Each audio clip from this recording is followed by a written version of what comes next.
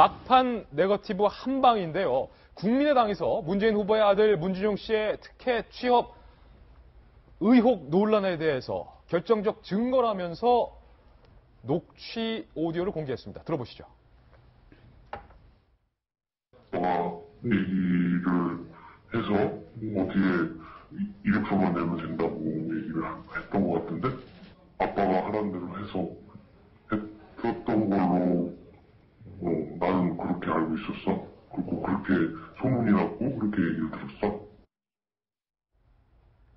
국민의당에서 공개한 오디오입니다. 문준용 씨의 동료가 증언을 했다라고 주장을 한 내용인데요. 이 내용에 따르면 이 내용이 사실이라면 마치 문재인 후보의 지시대로 문준용 씨가 고용정보원에 서류를 내고 취업을 했다라는 식으로 해석될 수가 있는 얘기입니다. 이에 대해서 하태경 의원이 이렇게 얘기를 했네요. 들어보시죠.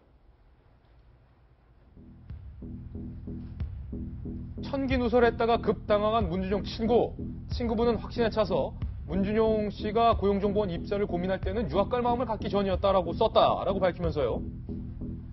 그동안 문 후보가 파슨스 합격 연기하고 고용정보원 다녔다라고 주구장창 주장해온 건 새빨간 거짓말이라는 것이다. 뭐 이렇게 얘기를 했습니다. 그리고요. 자유한국당에서도 국민수배 문준용을 찾습니다. 왜 당사자는 안 보이고 친구들만 보이나 문 후보 아들 대학 동문 성명 발표라는 뚱딴지 같은 방식이다. 한편에 코미디 같다. 문준용 씨도 이쯤 되면 국민 앞에 서서 진실을 고백해야 된다. 라고 지금 공세를 가하고 있는 그런 상황인데요. 과연 이 취업 특혜 공방과 관련해서 무엇이 진실인지 저희가 민주당의 해명까지 반영을 해서 출력물로 작성을 해봤습니다. 문재인 후보 측에서는 방금 공개한 국민의당의 녹취 파일이 거짓이다. 사실이 아니다. 라고 맞받아치고 법적 조치까지, 그러니까 고발까지 한 상황입니다. 출력물을 통해서 만나보시죠. 워낙 첨예하게 맞붙고 있는 사안이기 때문에 제가 각 진영의 입장까지 지금 충실히 소개를 해드려야 되기 때문에 상당히 조심스러운 부분이다라는 걸 전제하고 말씀드리겠습니다. 먼저 5일 국민의당에서 방금 들으셨던 문준용 씨의 미국 파슨스 대학원 동료라고 주장하는 사람의 인터뷰를 공개했습니다. 이 동료인지 아닌지도 지금 논쟁입니다. 민주당에서는 저 동료 아니다, 가짜다 이렇게 얘기하고 있고 국민의당에서는 무슨 소리냐, 동료 맞다 이렇게 얘기하고 있는 상황입니다. 어쨌든 문 씨가 아빠가 어디에 이력서만 내면 된다라고 얘기를 했다. 그러니까 아빠의 입김으로 고용정보원에 취업을 했다라는 주장을 한 겁니다. 그러자 6일 민주당에서 저거 허위사실이다. 허위사실 유포 등의 혐의로 국민의당의 수석 부단장 등 3명을 검찰에 고발하기에 이릅니다. 그리고 문 씨의 건국대 동문 44명이 반인권적 마녀 사냥을 멈추라라는 입장까지 발표하게 됩니다. 그리고 7일 민주당이 파슨스의 동기인 문상호 씨의 이메일을 공개했는데요. 이 문상호 씨는 문준용의 동료 조건에 부합한 건 나뿐인데 나는 국민의당과 인터뷰한 적이 없다. 이렇게 얘기를 하고 국민의당에서는 다시 무슨 소리냐, 우리는 문상호 씨 접촉 안 했다. 증언자가 검찰 출두하면 아마 정확할 것이다. 동료는 문상호 씨뿐만이 아니다. 2명이다. 문준용이 직접 해명하라. 라고 다시 맞받아치는 그런 과정에 있습니다. 그리고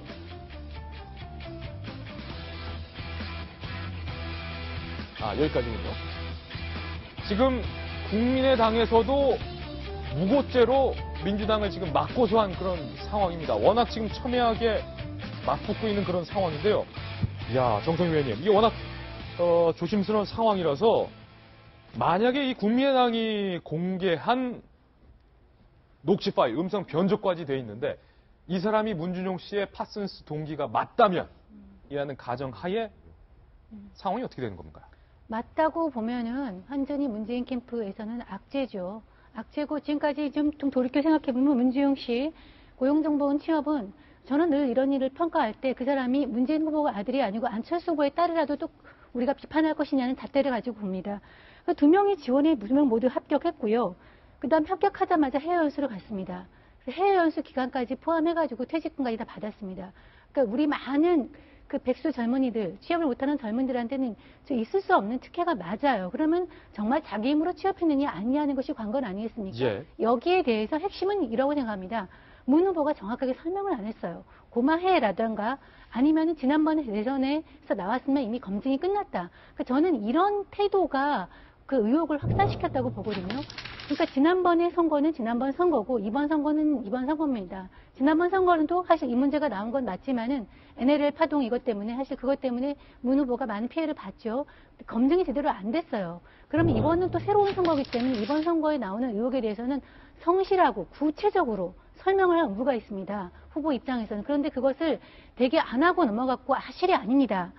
여러 번 나왔지만 사실이 아니라고 얘기를 했는데 사실이 어떻게 아닌지에 대한 증거가 없는 상황에서 얘기가 나오는 것이 이제 막판에 이렇게 국민의당에 이런 공세를 할 수 있게 된 어떤 토양을 제공했다고 볼 수가 있을 것 같습니다. 예, 정반대의 입장을 한번 여쭤보겠습니다.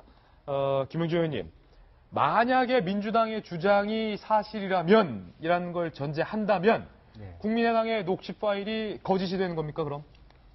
그렇게 전제를 한다면 이제 그렇게 되는 거죠. 예. 그러면 그것은 더 악의적인 것이 되고요. 그러니까 실제적으로 보면 후보 검증은 좀 말하자면 굉장히 타이트하게 할 필요가 있습니다. 누구에게도 그런 어떤 대선 후보로서의 검증, 아들, 딸 문제도 또 안철수 후보의 딸 문제도 그렇게 했고 다 그런 부분은 저는 맞다고 생각하고 정 의원님 말씀하신 대로 초기에 좀 더 국민에게 진솔하게 다가가는 어떤 해명을 했어야 된다라는 부분에 좀 아쉬움이 나오는데 만약에 선거 때까지 말하자면 국민의당에서 자기 비전보다는 이렇게 상대 후보의 약점만을 가지고 했다라면 또 그것도 실제적으로 가짜를 가지고 그런 문제를 했다라면 그건 굉장히 질적으로 안 좋은 것이죠. 그래서 기본적으로 제가 보기에는 이 판은 대선 하루 전 아닙니까? 좀 이미 그런 부분이 있었다라면 좀 말하자면 국민의당에서 조금 미리 제대로 된 어떤 과정을 가지고 이렇게 공격했어야 될 부분 아니냐. 예. 결과적으로 선거를 해보면 결과적으로는 서로 치고받다가 그냥 국민들은 뭐가 뭔지 모르는 상태에서 그냥 선거를 지나가는 그런 경우가 많이. 예, 판단은 아마도 저희 돌직구쇼 시청자분들 그리고 유권자분들의 몫이라는 점을 말씀드리겠습니다. 한 가지 변수가 또 생겼습니다. 홍준표 후보의 발언 이후에 이른바 폐륜 집단 논란이 발생한 건데요. 먼저 홍 후보의 발언부터 들어보겠습니다. 홍수가 고시됐다고 전화를 하니까 우리 장인들은 첫마디가 기손이 장을 찢은다고 했으니까 첫마디가 신문에 안 났다 하고 끊어버렸어요. 다른 데리고 갑니다. 고생 안 시킵니다. 대신 자기네들은 우리 집에 올 생각하지 마소. 내 집에 못 오겠어요. 내 장로만 와서 그래 용돈도 검수할 때 이제 돈 좀 있으면 우리 장모님한테 주면서 이 영감대기하고 갈랐으면 내 절대 앞으로 한 푼도 안 준다. 그래가지고 내가 26년간 그랬어.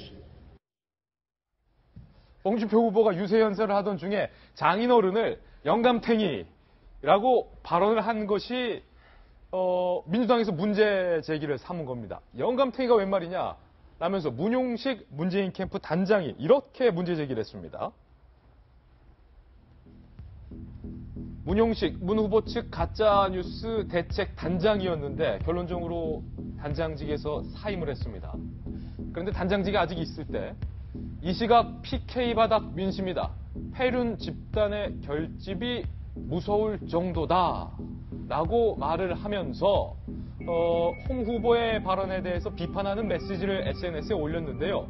그런데 오히려 문용식 단장의 이 폐륜 집단이라는 단어가 논란이 일자 폐륜 집단 결집이라는 표현을 폐륜 후보로의 결집으로 수정을 했습니다. 그러니까 여기서 문용식 전 단장의 폐륜 집단이 PK 유권자를 일컫는 거냐라는 논란이 일자 아니다. 홍준표 후보를 일컫는 거다라고 폐륜 후보로 수정을 한 건데요. 그런데 논란은 잦아들지 않았습니다. 자유한국당의 이철우 사무총장이 폐륜 집단이라고 말한 것은 매우 유감이다. 국민 앞에 사죄하고 그 자리에서 사퇴하라라는 비판이 일었고 결국 문용식 단장이 단장직에서 사임을 하게 됩니다.